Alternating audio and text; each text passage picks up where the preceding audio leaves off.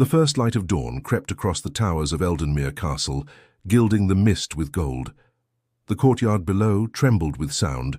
20 priestesses, robed in white, stood in a perfect circle around a silver basin of water, chanting as the wind carried their voices toward the mountains.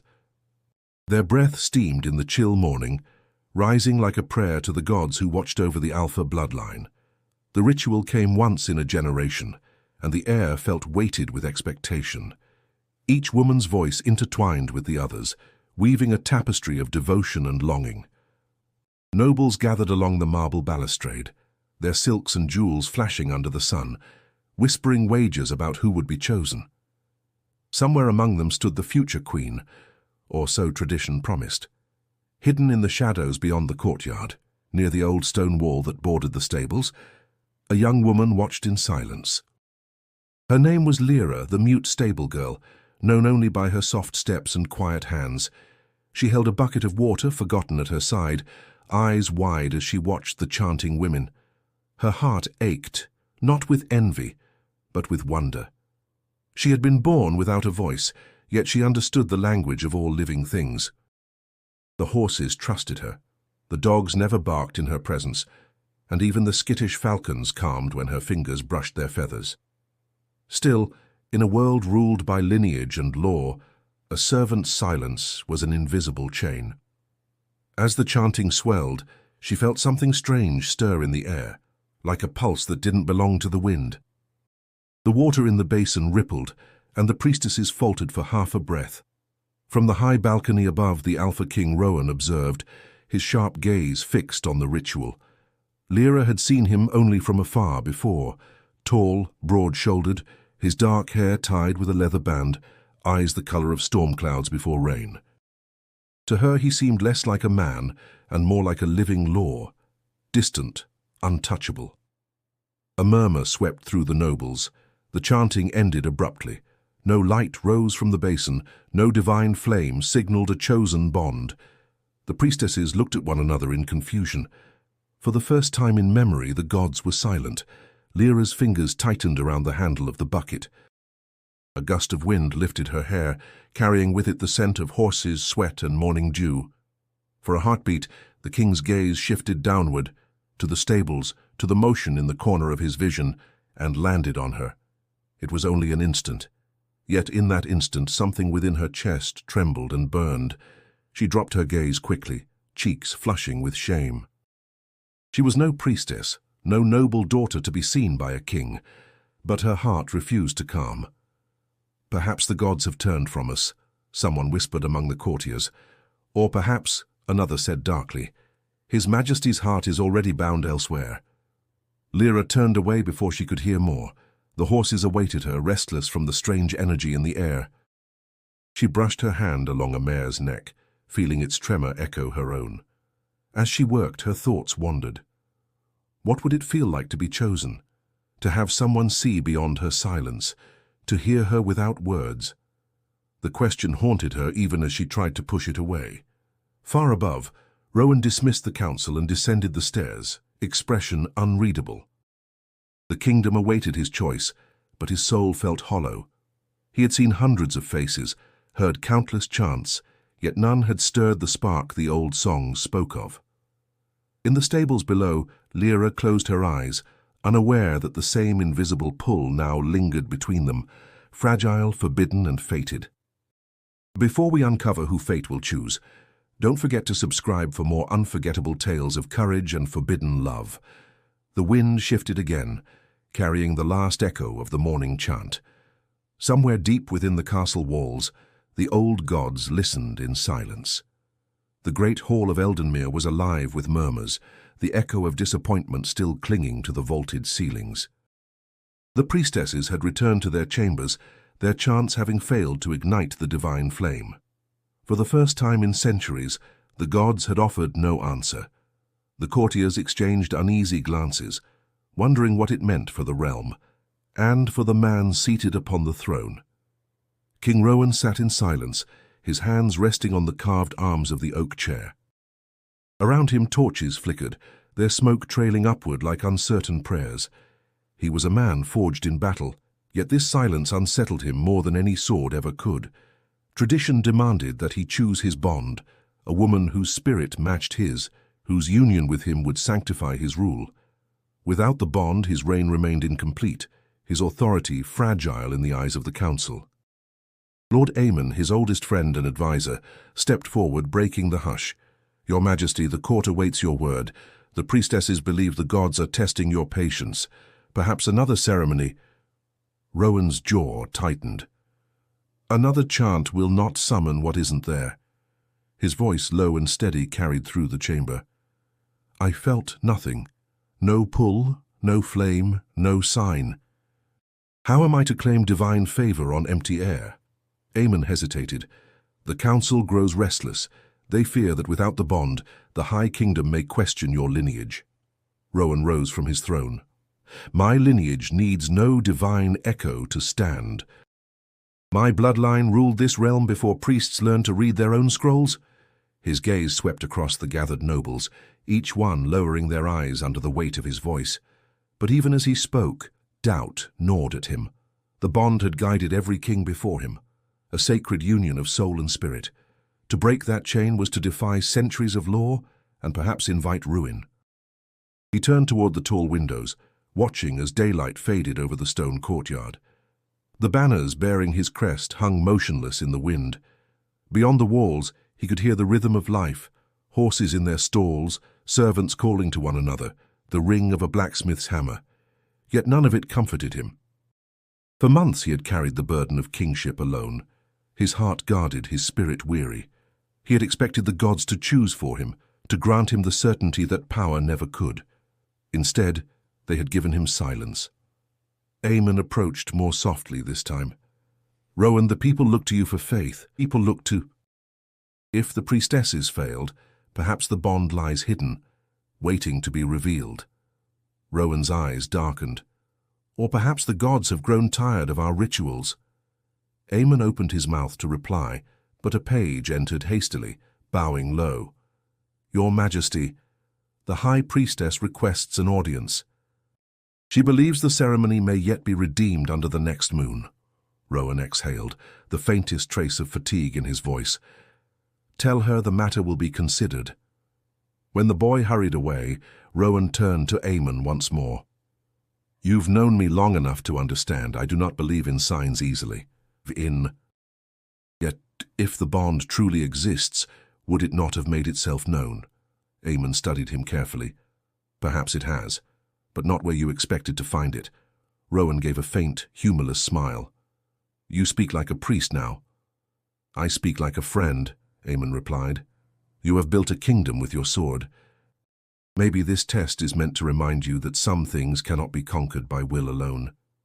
The king looked away, unwilling to admit the truth in those words. Outside, the last rays of sunlight slipped behind the hills, leaving the castle bathed in shadow.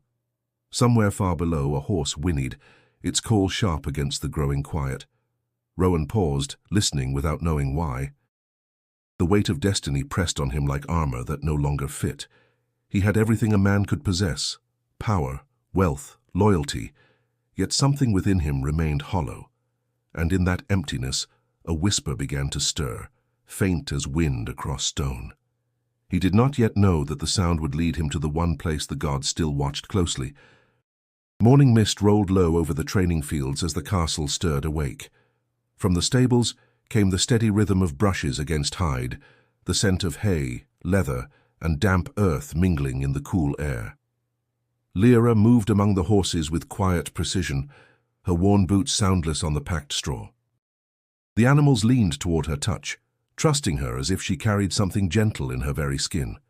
She loved these hours before the courtiers appeared, when the kingdom still belonged to the simple and the silent.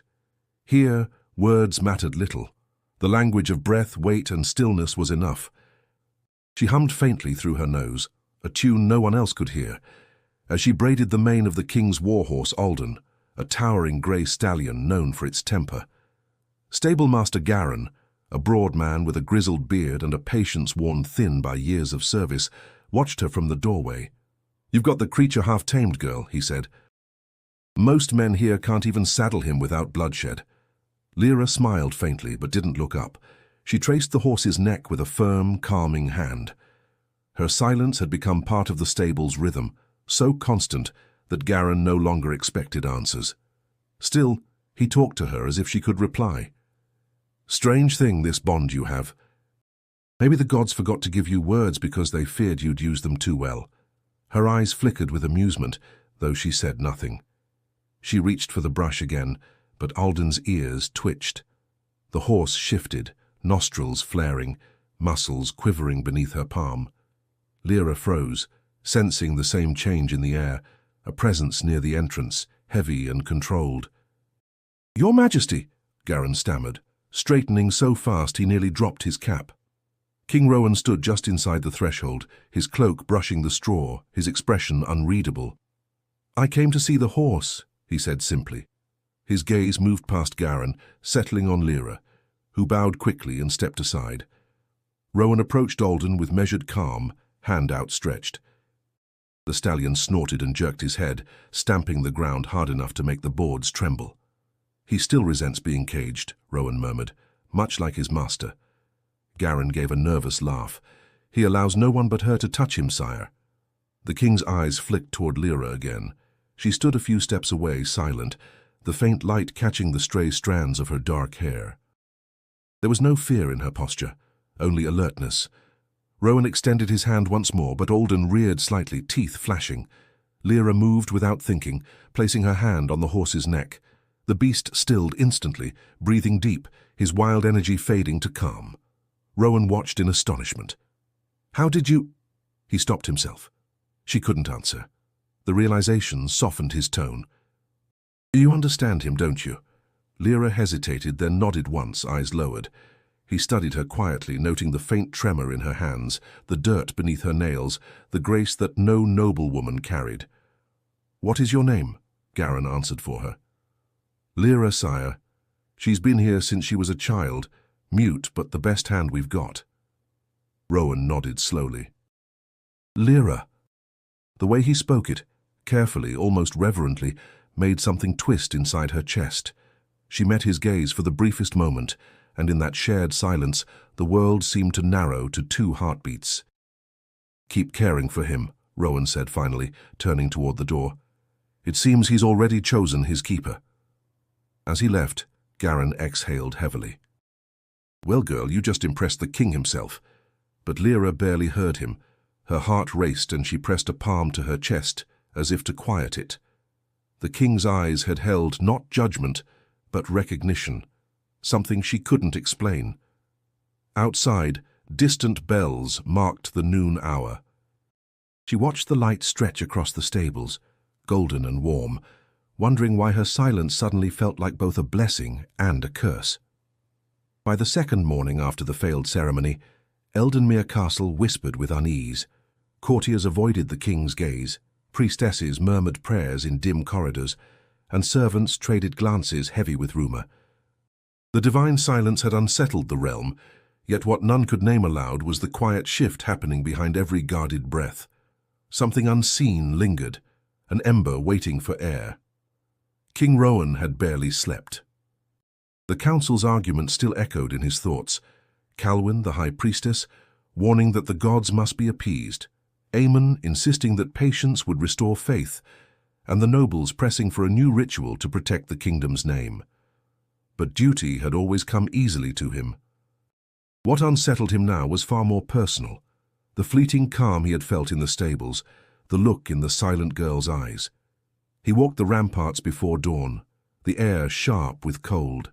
Below, the castle stirred slowly to life, banners snapping in the wind. Rowan's hand brushed the stone wall rough beneath his palm. "Why her?" he muttered to himself, the question both irrational and relentless. He told himself it was curiosity, nothing more. Yet the memory of that quiet presence, the way the horse had stilled under her touch, refused to fade. Inside the grand hall, High Priestess Calwyn awaited him. Her silver hair gleamed under the morning light, her eyes unyielding. "Your Majesty," she began, bowing slightly, "the people grow anxious. Without a divine bond, they will begin to doubt your bloodline. I advise you to resume the ritual at once." Rowan faced her. If the gods were silent, perhaps they wished us to listen, not repeat our chants. Her lips thinned. A king who questions the gods invites their wrath. You were born of prophecy. Enough of prophecy, he cut in, voice cool but firm. I was born of a woman, same as any man. If the gods wish to speak, they may find me when I'm not drowning in ceremony. The priestess's gaze hardened. Tradition is the spine of this kingdom. Without it, even kings fall. When she departed, Lord Aemon stepped from a shadowed alcove. You enjoy provoking her far too much, he said with a faint smile. Perhaps, Rowan replied, running a hand through his hair. But tell me, Aemon, do you believe the gods choose our hearts for us? Aemon hesitated. I believe the gods test us by making us choose for ourselves. The words struck deeper than intended. Rowan said nothing, but his thoughts drifted again toward the stables. That afternoon, as he crossed the lower courtyard, the sound of hooves caught his ear. Through an open gate, he saw Lyra leading Alden toward the river path. Her simple dress clung to her from the labor, her dark braid falling loose over one shoulder. A few soldiers turned their heads to watch her pass, murmuring. Rowan felt an instinctive flare of irritation, not toward her but toward their careless eyes. He shouldn't follow. It was improper, reckless even. But the pull was subtle and relentless like the tide. He found himself walking after her, keeping distance. The air smelled of wet grass and pine resin. She stopped by the riverbank to let the horse drink, sunlight glinting off the surface like molten glass. Rowan stood hidden among the willows, studying the curve of her expression, peaceful, unguarded. A spark flickered through his chest, uninvited and unfamiliar. He clenched his fists, reminding himself who he was, a king bound to law, not desire. And yet, for the first time in years, he felt alive. Not through conquest or crown, but through the simple stillness of another's presence. Back within the castle walls, the priestesses lit incense and whispered of omens. Some claimed the god's silence meant judgment. Others believed a hidden bond was forming beyond their sight. None dared to speak the truth aloud, that perhaps the flame had already chosen where to burn. The moon hung low and full above Eldenmere, silver light spilling across the castle's quiet courtyards. Lyra worked late, the last of the horses fed and brushed, her hands moving with practiced care. The air was cool, laced with the scent of river mist and hay. Nights like this always brought her peace, until a soft footstep on the gravel made her heart leap. She turned, breath catching. King Rowan stood at the edge of the stable's glow, his cloak trailing shadows behind him. I thought the stables would be empty, he said, voice low, almost uncertain. It seems I was wrong. Lyra's pulse quickened. She lowered her eyes in silent respect, fingers tightening around the wooden brush. You work even when the world sleeps, he continued, stepping closer. Do you never tire? She shook her head once, her gaze fixed on the horse beside her. He watched her for a moment, then exhaled quietly. I envy that silence of yours, he admitted. The court speaks endlessly, yet says nothing. You, without a word, seem to speak the truth of things. Her eyes lifted slightly, surprised by his tone. It was not command, but confession. She placed the brush aside and took a small slate from her pocket, the one she used to communicate when needed. With a piece of chalk, she wrote carefully, Words often make noise, not meaning. Rowan read it and smiled faintly. A lesson most kings should learn. His gaze softened. Do you believe the gods see meaning in silence? She hesitated, then wrote again. Maybe silence is how they speak back. He looked at her, really looked this time, and something unspoken passed between them, a quiet recognition neither could name. The sound of the river drifted in through the open door, and for a heartbeat the world felt stripped of rank, duty, and expectation. I used to think the gods chose our paths, Rowan said after a pause, but lately I wonder if they simply watch while we choose and call it fate afterward. Lyra's expression gentled. She wiped her slate clean and wrote, Then maybe fate waits for courage. He studied the words, his jaw tightening slightly as if they struck deeper than intended. Courage, he murmured. Something I once believed I had in abundance. Alden snorted softly, breaking the quiet. Lyra turned to calm him, resting her hand on his neck. The king stepped closer, his presence filling the space between them. The faint scent of leather and smoke lingered on him, a reminder of the battlefield that had shaped his life. "He only trusts you," Rowan said quietly. "Even the high priestess avoids him." Lyra smiled faintly, tracing gentle circles on the horse's coat. She wrote one final time, "He listens because I listen first." The king's gaze held hers, and for the first time he felt the bond the old songs described, not through divine fire but through stillness that spoke more than words ever could. His heart stuttered with something half fear, half wonder. "Do you ever wish you could speak?" he asked softly. She thought for a long moment, eyes drifting toward the moon. Then she shook her head. "Why?" he asked again, though he already knew. She touched her throat lightly, then her heart, her gestures slow, deliberate. He understood. She didn't need a voice to be heard. Rowan's chest tightened. He looked away, toward the horizon where mist blurred the trees. "If the gods are watching," he said almost to himself, "I hope they forgive me for wanting something that isn't mine to want." Lyra didn't understand every word, but she caught enough, the softness in his tone, the weight behind it. Her fingers trembled slightly as she reached for the lantern, pretending to busy herself, but the air between them had already changed. Outside, the river murmured on, its voice the only one that dared to speak. By dawn, the first rumors had already begun to weave through the marble corridors of Eldenmere. The priestesses spoke in hushed tones between prayers, their envy wrapped in the pretense of concern. Some whispered that the king had been seen wandering near the stables at night. Others claimed the gods had revealed his secret bond, not to a holy maiden, but to a servant girl who couldn't even speak. High Priestess Calwen silenced them with a glare, yet even she could not stop the whispers from spreading. Envy was a fire no law could quench. "His Majesty is under strain," she told them coldly. "We will restore the order of things." No rumor can shake the will of the gods. But inside, doubt coiled like smoke in her chest. Meanwhile, Lyra went about her work as always, pretending not to notice the sharp glances or the sudden hush when she passed. Her silence, once a shield, now felt like isolation. The other stable hands avoided her. Even Garin spoke less, though his eyes still carried quiet worry. She could feel change moving beneath the surface of her simple days, and it frightened her. Alden's breath steamed in the chill air as she brushed him down.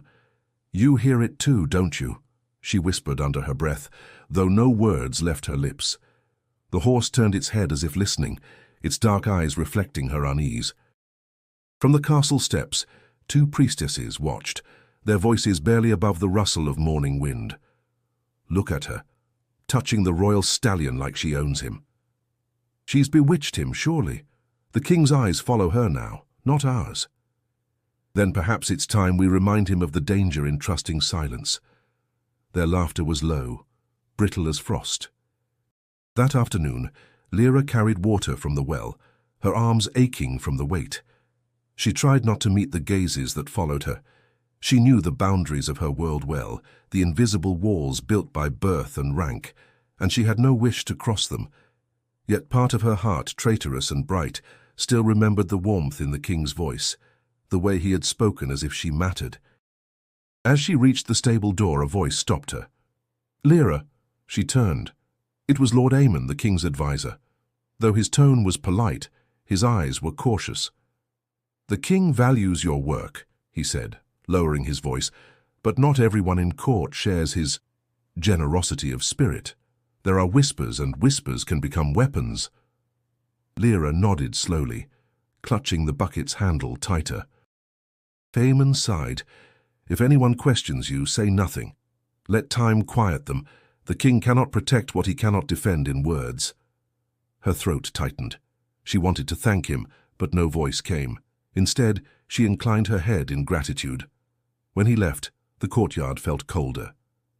The priestesses' chants echoed faintly from the temple hall, a harmony meant for the gods, but to Lyra it sounded like judgment. That night, Calwen gathered the priestesses around the sacred flame. "The king's heart strays," she said, her tone even but sharp. "We must remind him where divine will resides. If he has forgotten the path, we shall light it again."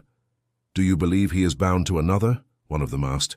Calwyn's lips curved in a thin smile. "I believe the gods do not favor disobedience, and if his heart seeks a mortal not chosen by heaven, then heaven will show its displeasure soon enough." In her small chamber near the stables, Lyra couldn't sleep. The whispers from the courtyard seemed to reach her even through stone walls. She sat by the small window, watching the moon rise over the castle towers. Somewhere beyond those walls, the king carried burdens she could not share. Her hands trembled slightly as she pressed them together in prayer, not to the gods of the priestesses, but to something quieter, closer. She didn't ask for love nor mercy, only for strength to endure what she did not yet understand.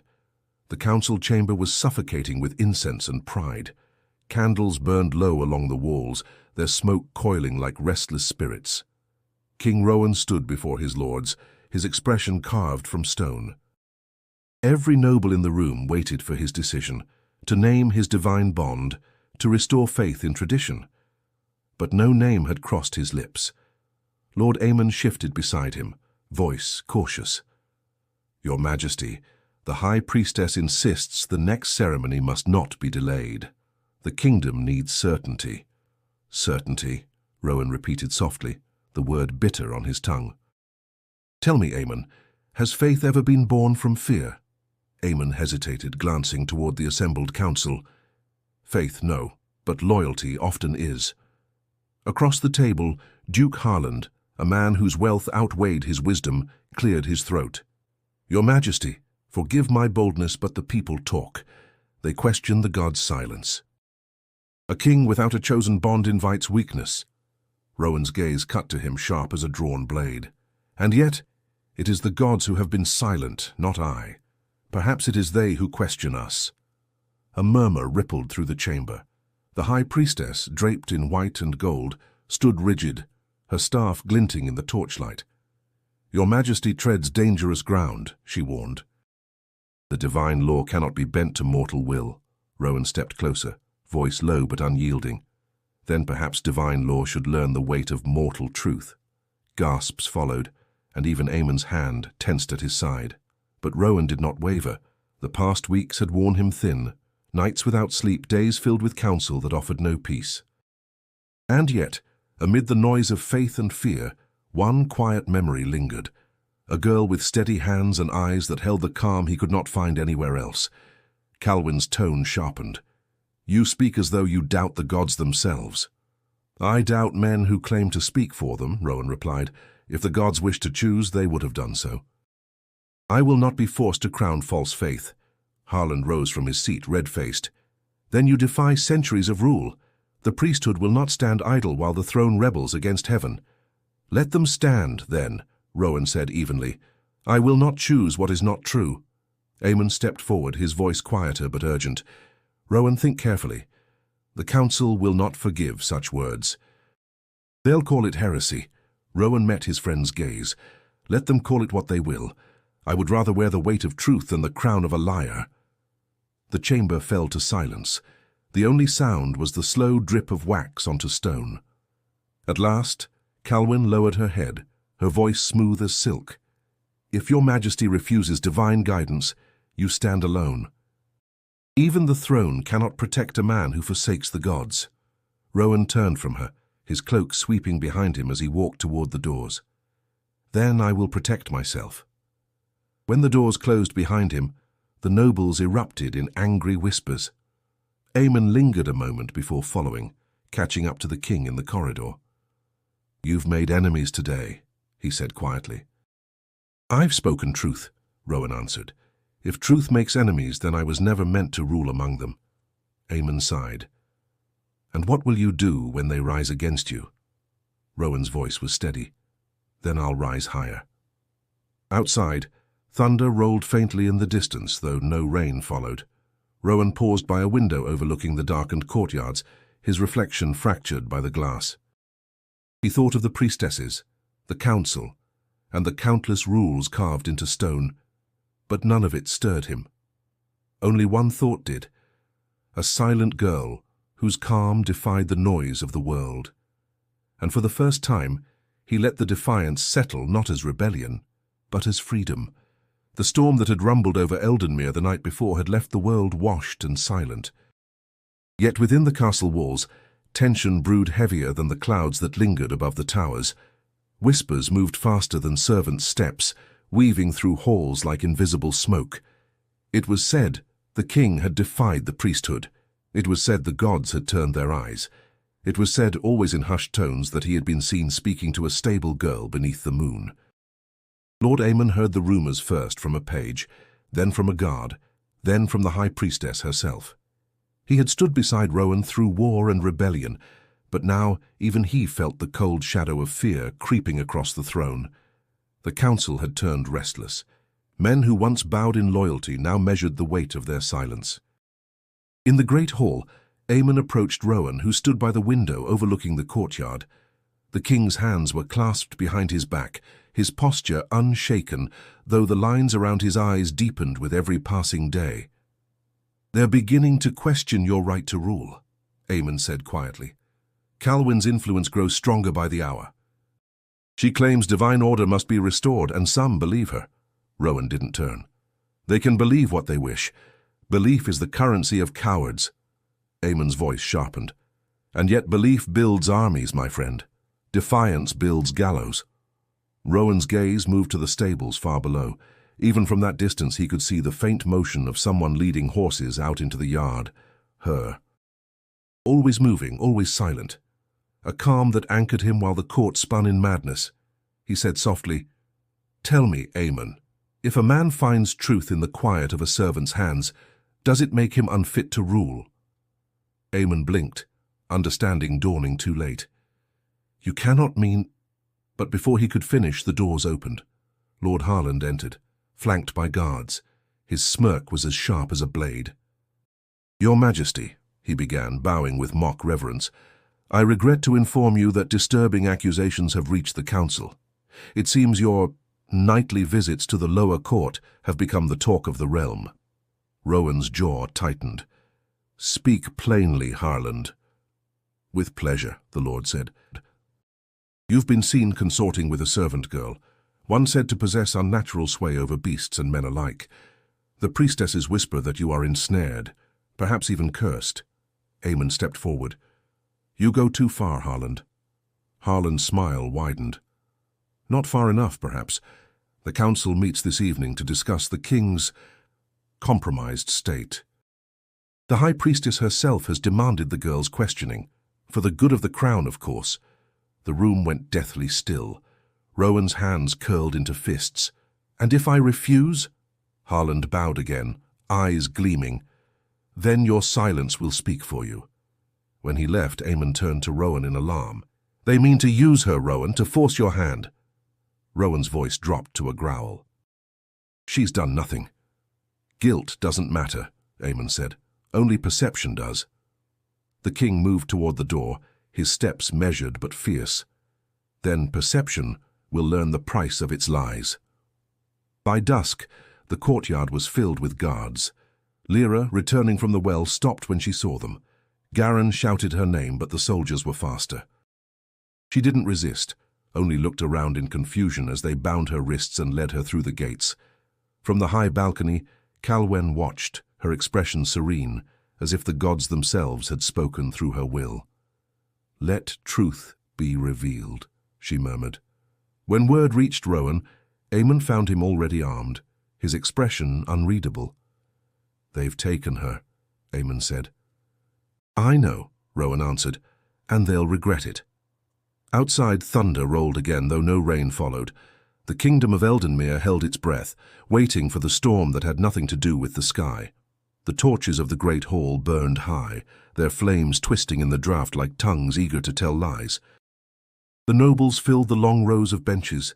The priestesses knelt near the dais, and the air reeked of incense and fear. In the center of it all stood Lyra, wrists bound, her eyes wide but unyielding. She could not plead, could not argue, could not defend herself with words. The world had turned its full voice against her, and she had only silence. High Priestess Calwen stood at the front, her staff gleaming under the firelight. "You are accused," she declared, her voice echoing off the stone walls, "of deceiving the king, of ensnaring his spirit with unnatural power. You stand against divine law. Speak if you can to prove your innocence." Lyra stared at the floor, breathing slowly through her nose. Her heart pounded, but her face betrayed no fear. From the corner of her vision she caught sight of Garin, forced to stand among the guards, his expression stricken. He looked as though he might step forward, but one of the soldiers placed a firm hand on his shoulder. "Answer!" Calwyn demanded again, her tone sharper now. "The gods gave a speech to reveal truth. Only those who hide lies remain mute." The cruelty of it drew a low murmur from the crowd. A few of the priestesses glanced at each other uneasily. Even among them, some saw injustice. Lyra's bound hands trembled slightly, but she held her head high. Then the great doors opened and every voice fell silent. King Rowan entered, his steps deliberate, his cloak trailing behind him like the weight of judgment itself. Calwyn's expression hardened. "Your Majesty," she said, bowing, "you honor the gods with your presence. We are merely ensuring the purity of your reign. By condemning an innocent—" Rowan's voice carried across the hall, cold and steady. "You call this justice?" The high priestess straightened, meeting his gaze. "The realm must be protected from corruption, even if that corruption wears the face of mercy." "She is no sorceress," Rowan said. "She tends horses, not hearts." "Yet your heart is what she has bound," Calwyn replied smoothly. "The court has seen it. The gods have seen it." A murmur rippled through the chamber again. The king's jaw tightened, but he did not look away. "If I show her kindness, it is because she has earned it through labor, not deceit. But if you call her guilty, you must prove it." Calwyn lifted her staff. "Then let her prove herself. If she is pure, let the gods protect her in silence. If she is false, let her silence betray her." The priestesses began to chant, their voices rising like a tide. The light from the torches dimmed, shadows twisting along the walls. Lyra closed her eyes. She could feel the weight of every gaze pressing down on her, every whisper clawing at her soul. Then, through the noise, she felt it, a stillness. Not from the gods of Calwyn's temple, but from somewhere deeper, calmer, truer. The same quiet that lived in the stables, in the heartbeat of every living thing she touched. She lifted her head, meeting Rowan's eyes. He took a step forward before anyone could stop him. "Enough!" His voice thundered through the hall. "You test her as if she were a criminal, but I see no crime here. No. If her silence condemns her, then condemn me as well, for it is her silence that has taught me truth." The hall erupted. Some shouted in outrage, others in awe. Calwyn's eyes blazed with fury. "You would defy the temple for a servant?" "I would defy anyone who mistakes cruelty for devotion," Rowan answered. Lyra's vision blurred with tears. She hadn't realized she'd held back. In that moment she understood. Whatever came next, she was no longer alone in her silence. The hall had never felt so divided. The nobles murmured in clusters, priestesses clutched their pendants, and guards stood tense at every corner. The king's words still hung in the air like the crack of a whip, impossible to ignore. Rowan stood tall in the center of the storm, the only figure unshaken amid the chaos his defiance had unleashed. High Priestess Calwyn recovered first, her voice sharp as glass. "Your Majesty, your compassion blinds you. The gods demand obedience, not sentiment. If this girl's presence weakens your rule, she must be removed." Rowan turned to face her fully. "Removed?" His voice carried the calm of a man who had made peace with danger. "You would cast her aside for the sake of appearances? Then perhaps it is not I who has forgotten the gods, but you." Gasps rippled through the room. Calwyn's eyes flashed. "So you claim to know the will of the divine better than those chosen to serve it?" "I claim to know truth when I see it," Rowan answered, his gaze steady. "And I see no evil in her, only purity, where the rest of us have turned cold." Aemon stepped forward, his expression strained. "Rowan, think of what you're saying. You stand before the council, not as a man, but as a king. Every word now will be carved into the kingdom's memory." Rowan's tone softened. Then let them remember that their king chose honesty over fear. He turned to the gathered nobles. You call me chosen by divine right. Yet when the gods remain silent, you twist faith into weaponry. You call for proof while ignoring the evidence of your own cruelty. I will no longer bind my heart to ritual. My bond is not found in flame or chant, it is here. Every eye followed his hand as it extended toward Lyra. Her breath caught. The room froze. Calwyn's staff struck the floor with a crack. Blasphemy. The bond cannot be claimed outside the sacred rite. Then the rite has lost its meaning, Rowan said. His voice no longer shouted. It resonated, heavy with conviction. For if the gods chose silence, perhaps they were waiting for us to speak the truth ourselves. The chamber erupted. Nobles shouted over one another, guards moved uncertainly, and the priestesses cried warnings of wrath and curse. Through the uproar, Lyra stood motionless, her heart a thunder in her chest. She wanted to step forward, but her legs trembled, the weight of the moment pressing down like stone. Then Calwyn raised her arm. "Seize the girl," she commanded. 2 guards advanced. Rowan moved instantly, placing himself between them and Lyra. His sword was drawn in one fluid motion, the steel glinting under the torchlight. "Touch her and you defy your king." The guards hesitated, glancing at each other. Aemon's voice cut through the confusion. "Rowan, you cannot fight your own court." Rowan's expression was resolute. "Then they will learn whom I serve. Justice, not fear." The High Priestess's voice rose again, shaking with fury. "If you truly believe this bond divine, then let the gods prove it. At dawn, you both shall stand before the sacred flame. If it accepts you, you will live. If not, its fire will consume your lies." The threat hung in the air like thunder before the strike. Rowan sheathed his sword slowly. "So be it," he said. "Let truth decide." Calwyn's smile was cold. "It will." As the court dispersed, muttering prayers and curses alike, Aemon approached the king. "You've given her life a price neither of you can afford," he said quietly. Rowan looked toward Lyra, who still stood in stunned silence. "No," he murmured. "I've given us both a chance to be free." Outside, the wind howled through the stone arches, carrying with it the faint scent of rain and smoke. The night before dawn had begun, and with it, the reckoning neither crown nor prayer could delay. The dawn came grey and cold, the sky heavy with mist that clung to the earth like a shroud. The courtyard before the ancient stone circle filled with quiet figures, nobles, soldiers, and priestesses, all gathered beneath the gaze of the mountains. No one spoke above a whisper. The sacred test had not been performed in a generation, and its outcome was said to be final, without mercy. At the center of the circle burned the eternal flame, a pillar of blue-white fire that danced without fuel or smoke. It was said the gods themselves had left it to measure the truth in men's hearts. If a bond was false, the fire consumed. If true, it spared and sealed. Lyra stood barefoot on the cold stones, her wrists unbound, but her spirit trembling. She had barely slept. Garen had begged her to flee in the night, but she had shaken her head. She could not run from what had already found her. The king had risked his crown for her. The least she could offer was her courage. Rowan approached through the mist, every step slow, deliberate. He wore no crown today, only a simple cloak of dark wool, his sword left behind. His gaze met hers, steady and sure. "You don't have to do this," he murmured. Lyra shook her head. Her eyes said what her voice could not. "Yes, I do." High Priestess Calwyn lifted her staff, her expression serene in triumph. "The gods will now reveal what man dares to deny. Let the flame judge them both." The priestesses began their chant, low and rhythmic, echoing against the ancient stones. The fire flared higher, its glow reflecting in Lyra's eyes. The air thickened with heat and silence. Rowan turned to her.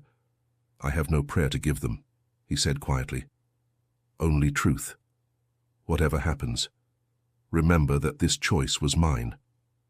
Her throat tightened. She wanted to tell him he was a fool, that love was never meant to burn this way, but she had no words, only the trembling of her hand as she reached for his. Their fingers touched. The world seemed to pause. Then, slowly, they stepped forward together. The fire roared. leaping toward them as though alive. Heat wrapped around their bodies, searing the air, but no pain followed. The flames coiled, shimmered, and then gentled. They circled the pair like a living crown of light. Gasps rose from the crowd. Calwyn's chant faltered. The priestesses fell silent. The eternal flame pulsed once, then steadied, its brilliance softer now, almost tender. Rowan's grip on Lyra's hand tightened. He looked at her, his breath visible in the cool air.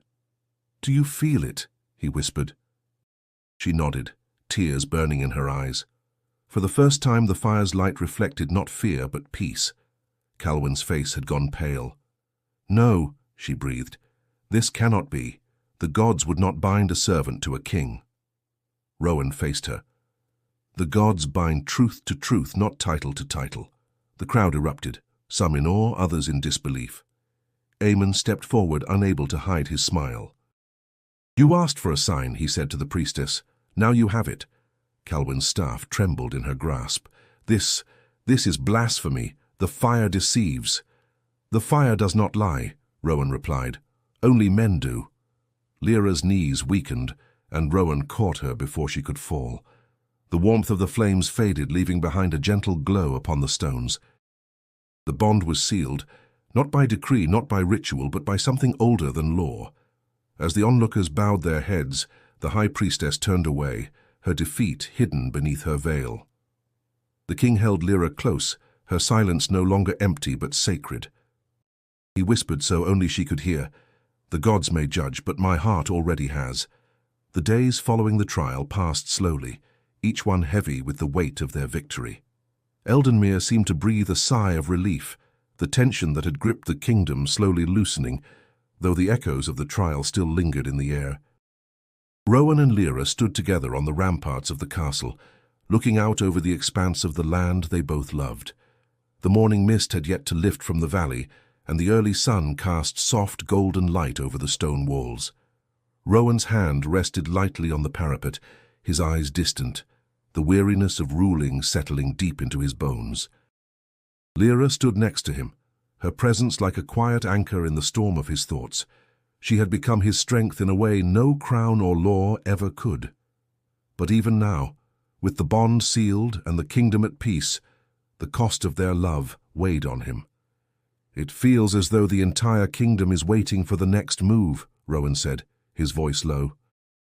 "Even after all of this, I cannot help but feel as though we're still on the edge of a precipice." Lyra's gaze shifted to the horizon. She could not speak, but the flicker in her eyes told him she understood. The realm was unsettled. There were those who still whispered against their union, who saw their love as an affront to the laws of gods and men. "You've given them what they want," she wrote softly on her slate. "Peace. What more can they ask of you?" Rowan looked at the words, a faint smile tugging at the corner of his lips.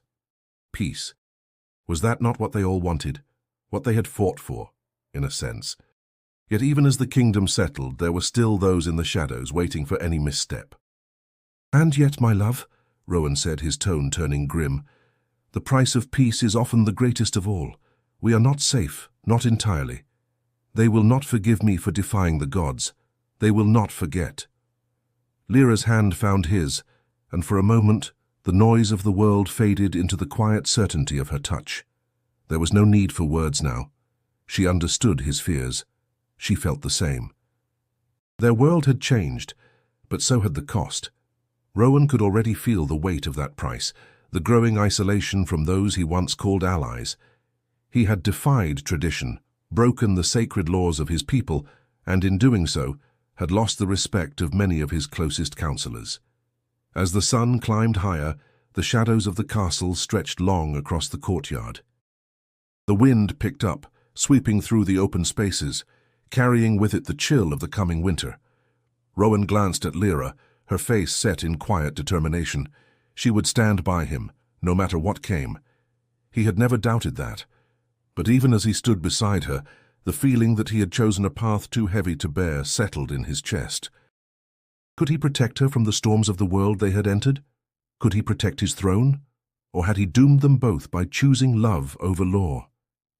"You've given me more than I deserve," Rowan said softly, "and I will not ask you to carry this burden alone." Lyra met his gaze, her eyes warm yet heavy with the same weight he felt. She was silent, but there was an undeniable strength in the way she stood by his side. He had chosen her, yes, but she had chosen him in return. "And that," he said, his voice full of quiet resolve, "is what will carry us forward. Together."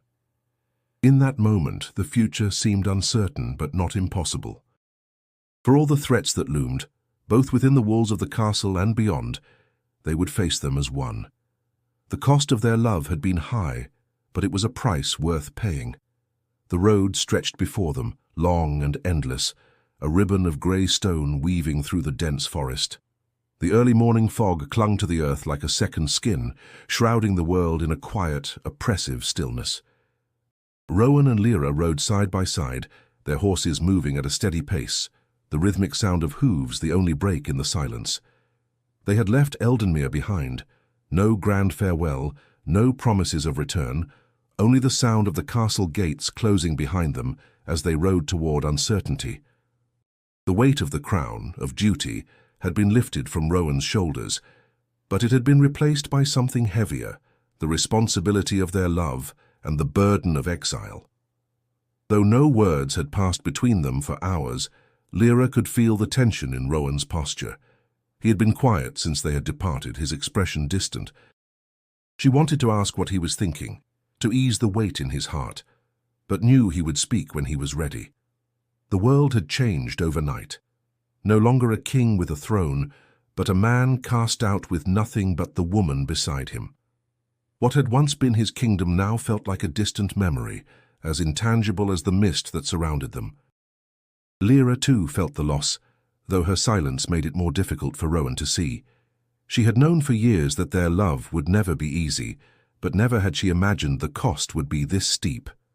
As much as she loved him, as much as she believed in their bond, she could not ignore the fear that clung to the edges of her heart. Their journey was not only one of exile, it was a journey into the unknown. Rowan had left his throne for her. The kingdom that had once been his was now in the hands of others, those who would never understand the choices he had made. Lyra caught a glimpse of his face, the shadows under his eyes betraying the sleepless nights, the weight of a crown he had willingly abandoned. His hands gripped the reins tightly, as though the pressure of the decision he had made was threatening to pull him under. "Rowan," she said quietly, her voice a soft murmur over the wind. He turned to her, his eyes filled with something she could not name. "Yes?" Her hand reached out, touching his sleeve. She didn't need to say more, he understood. His eyes softened, and for the first time in hours a small, weary smile touched his lips. "We've come far, haven't we?" he said, his voice rough with exhaustion. "Yes," Lyra replied, her words simple but filled with the depth of her feeling. "We've come far, and we'll go farther." Rowan let out a deep sigh, his shoulders relaxing slightly. "I never imagined this would be our fate," he confessed, his voice distant. "I thought I would die a king surrounded by loyalty and power. I never thought I would leave it all behind." Lyra's gaze softened, her heart aching for him. She knew the sacrifices he had made, the weight he carried in his chest. But there was something in the way he spoke now that made her understand. This was not just about the throne. It was about choosing each other above all else. "We still have each other," she wrote on her slate, holding it up for him to see. Rowan's eyes flickered to the words, and he nodded slowly, his hand briefly touching hers. "And that," he said, his voice steadier now, "is enough." As they rode on through the mist, the landscape shifting from dense woods to open fields, Rowan found a strange peace settling within him. He had left everything behind, but in its place he had something far more valuable, a love that had been tested and had endured. The road ahead was uncertain, but for the first time in what felt like forever, Rowan didn't feel the weight of his crown. He felt free, and no matter where this road led them, he knew they would face it together. The journey had taken them far, through thick forests, over rolling hills and across barren plains. Time felt like it had stretched beyond measure as Rowan and Lyra travelled farther from the kingdom that had once been their home. Yet, despite the vast distance, a sense of inevitability had always hovered in the background. Their exile had been necessary, but it had not been permanent. Now, after months of wandering, they stood at the edge of the same forest, looking toward the familiar silhouette of Eldenmere Castle in the distance. It was no longer the stronghold of power and politics that it had once been. It was a place that had witnessed their love and their sacrifice, and now it would witness their return. Rowan's face was drawn, his eyes clouded with uncertainty. He had not expected to return like this, not as a king, not as a ruler, but as a man who had cast aside the very thing that had once defined him. His eyes met Lyra's, and he found a strange comfort in her silent presence. "I never thought we'd come back," Rowan said, his voice low, heavy with meaning. Lyra stood beside him, her hand brushing against his. She could feel the weight of the words he didn't say. What will they think of us now? Rowan let out a sigh, looking away from the castle walls. "I gave up everything, Lyra. For you. For us?" His hand clenched around the reins. "I'm not sure how we'll be received." Her fingers curled gently into his palm, steadying him, as though to say that together they could face whatever came next. Her silence spoke louder than any words could. "Your heart is what led us here," she wrote quickly, her eyes lifting to meet his. "And it will lead us forward." Rowan's lips quirked into a small, tired smile. He leaned in, brushing a kiss against her forehead. "You're right. I'll never regret the choice I made." The castle ahead seemed distant now, its towers looming like silent sentinels guarding the past that had tried to tear them apart, the past that had once seemed so certain, so unyielding. But Rowan knew that no matter what awaited them there, he had already chosen. And the only thing that mattered now was standing beside Lyra, facing the future together. They made their way toward Eldenmere, the journey that had begun in darkness now drawing to its inevitable close. As they approached the gates, Rowan's pulse quickened. Would the council accept them? Would they face the wrath of those who had once supported him, only to watch him abandon his crown? When they reached the gates, Rowan held his breath. A few guards stood watch, but their expressions were unreadable. There was no immediate uproar, no immediate sign of rejection. The world outside had changed, but so had he. He no longer sought to rule over others. He sought only peace. As the gates opened slowly, Rowan and Lyra crossed the threshold, and a deep silence fell over the courtyard. The castle's inner sanctum awaited them, and for the first time Rowan felt the burden of his past and present collide. Eamon stood at the entrance, his face a mixture of surprise and cautious respect. He had not expected their return, not after everything that had transpired. But as Rowan dismounted and approached him, Eamon's expression softened. "You've returned," Eamon said quietly, his voice carrying more weight than he realized. "I didn't think you would." Rowan's eyes held his, steady and unwavering. "I never truly left. My heart was always here." Lyra stepped forward, her presence calm and silent, but it spoke volumes. Eamon's gaze shifted from Rowan to her and back again. "Then perhaps it's time the kingdom saw what your heart has brought you to." He paused, looking to the distant walls of Eldenmere. "Not as a king, but as a man. Not by the law of crown, but by the truth of love." Rowan nodded, his breath steadying. "Then let it be so. We begin again." And as they entered the heart of the castle, the place that had once been a kingdom's pride, now it was something else entirely, something more real, more human. It was the place where their future would be rewritten. The throne had never truly been his, not like this, not until now. Not. The sun was high in the sky as Rowan and Lyra walked together through the halls of Eldenmere, a place that had once felt like a prison to him, now a refuge. The quiet had returned to the castle, but it was a different kind of quiet. Gone were the whispers of doubt and fear. Gone were the questions about his reign, his choices, and his heart. Now there was only the hum of anticipation, the weight of possibility, and the knowledge that this was no longer a kingdom ruled by tradition, but by something truer. At the far end of the hall stood the throne, silent and waiting. But it was no longer just a seat of power. It was a symbol of something much deeper, something Rowan had only begun to understand. Lyra walked beside him, her eyes fixed ahead, her presence calm but undeniably strong. In the silence of her gaze, Rowan felt something stir in him. It was not fear, nor doubt, but certainty. "This place feels different now," he said quietly, his voice low as if speaking aloud might disturb the delicate balance they had found. Lyra's eyes met his, and though she did not speak, he saw her answer clearly in her steady, unshaken gaze. Yes, it was different, and so were they. As they approached the throne, the nobles and courtiers gathered in the great hall, their eyes not on Rowan, but on Lyra. They had all heard the stories. They had all felt the shock of the trial, the fire, and the public defiance. But now, it was real. This woman, this silent figure who had once been nothing more than a stable girl, stood before them as something greater, something beyond their comprehension. Rowan stood beside her, not as a king, but as her equal. The weight of his crown, once an emblem of his burden, now seemed a distant memory. He had made his choice, and it had led him here, to her. The court fell into silence, their eyes flickering between the two of them, unsure how to respond. Then, from the crowd, Aemon stepped forward, his expression both hesitant and respectful. "My king," he began, his voice low but clear.